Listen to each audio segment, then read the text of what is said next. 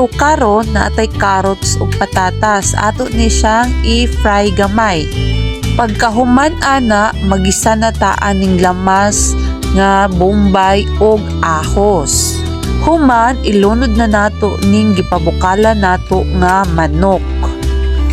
So karon ato na nang timplahan guys no, butangan nato ng asin, paminta, garlic powder ug paprika. Ato na siyang butangag sabaw guys, pero kaning atong gipabukaran sa manok mao atong gamitong sabaw. Unya butangan po dayon nato na og pineapple juice para lami, ug butangan po nato nag sili ug kaning liver na atong gigiling. Tapos timplahan nato nagtuyo guys og oyster sauce, butangan po nato na siya og tomato paste kay para mulapot-lapot na siya guys. Unya guys, kung ingana na ang naong muraging hubas na, unya lapot-lapot na siya guys.